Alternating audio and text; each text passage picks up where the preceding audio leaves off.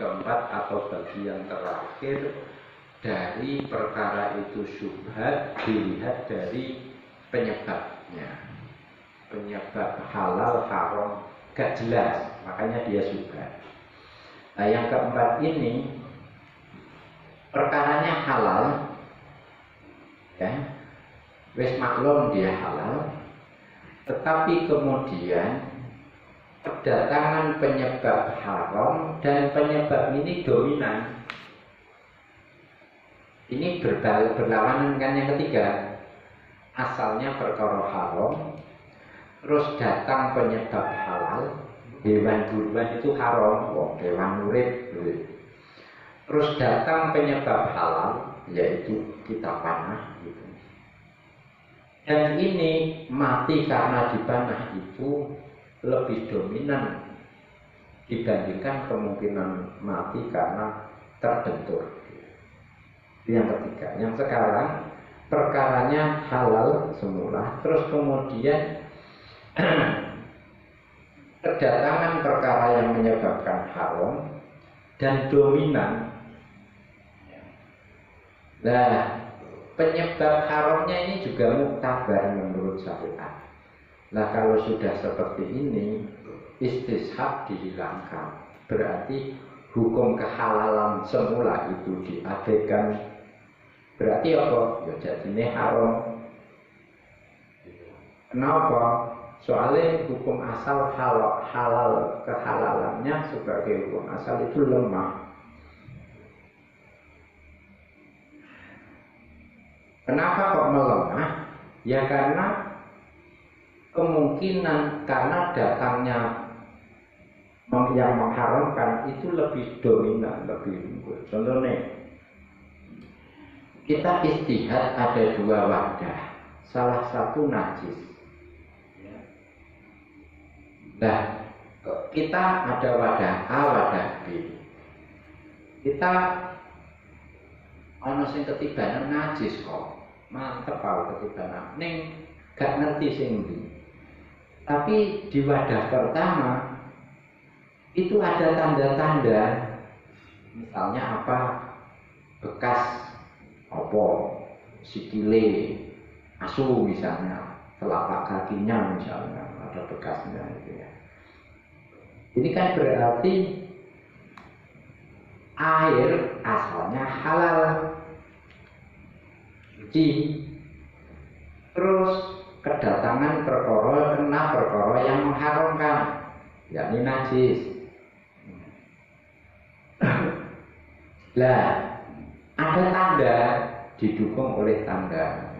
Di salah satu wadah ini ada tanda, di wadah kedua tidak.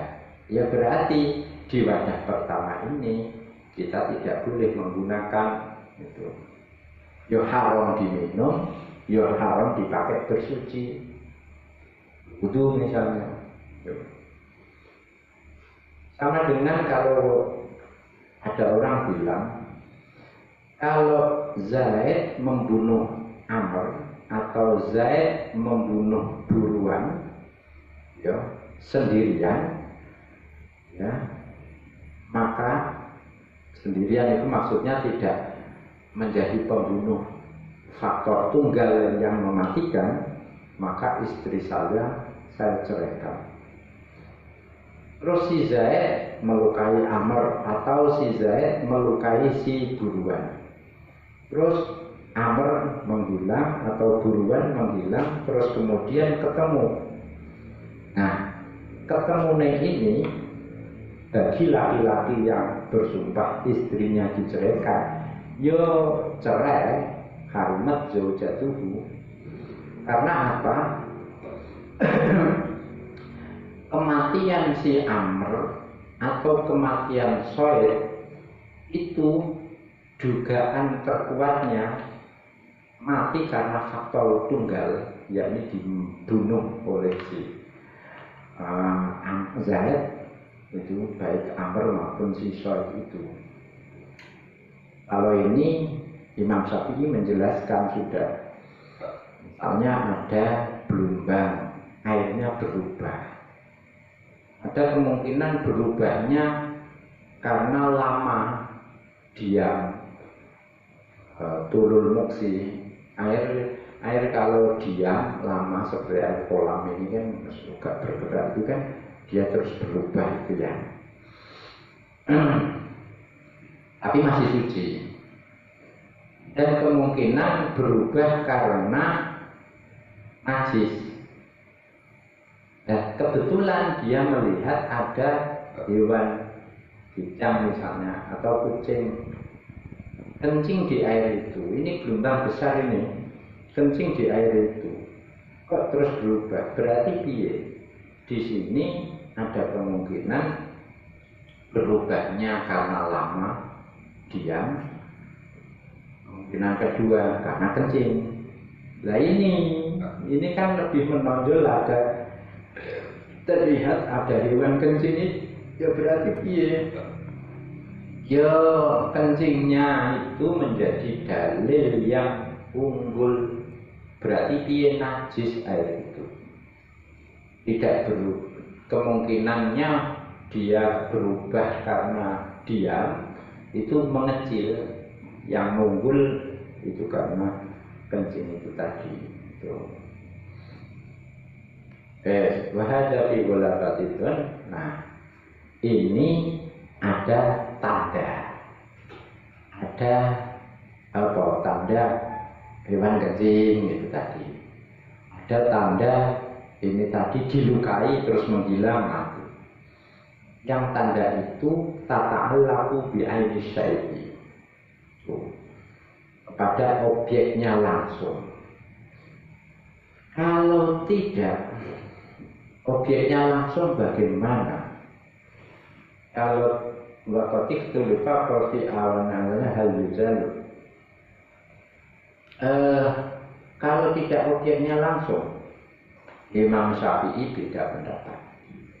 Berarti piye cara menggunakan wudu menggunakan wadahnya musyrik atau wudu menggunakan wadahnya peminum khamr atau sholat di kuburan yang dibongkar atau sholat masih menempel dalam tubuh kita atau tanah jalanan itu yang sulit dihindari itu. Nah ini menurut Ashab Syafi'i, murid-murid Imam Syafi'i, jadi apa? Tanda yang tidak langsung ke ainus syai'i.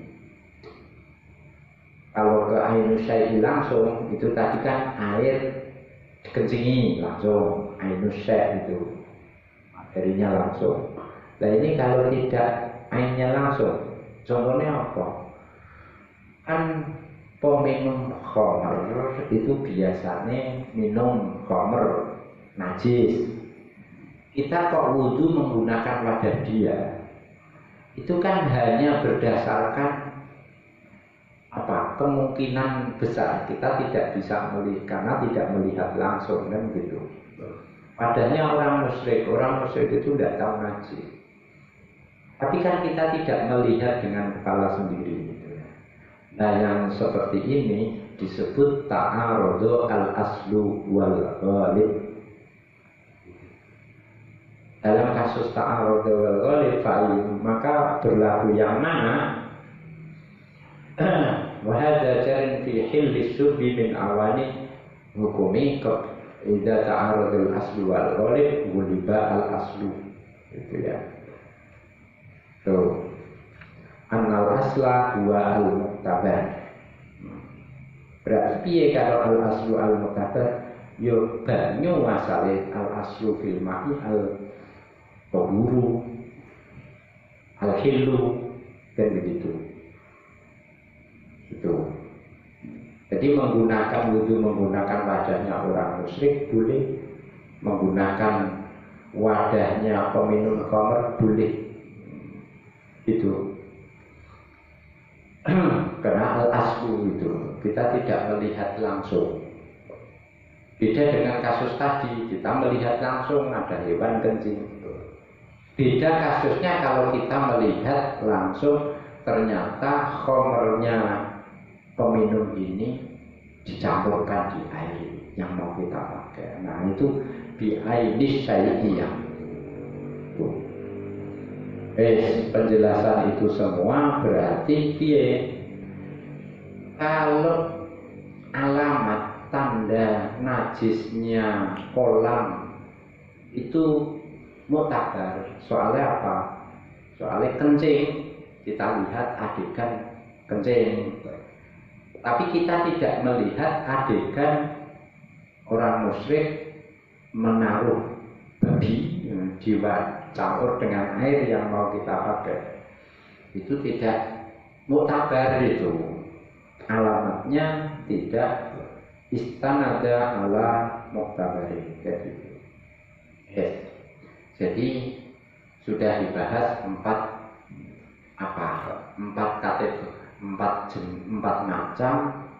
Jadi syubhat dilihat dari aspek penyebab halal haramnya itu ada 4 ya.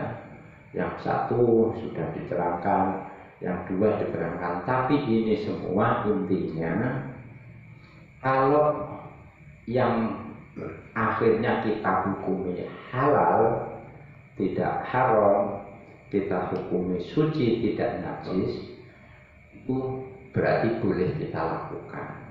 Tapi itu kita melakukan atau mengkonsumsi itu ya boleh secara fikih.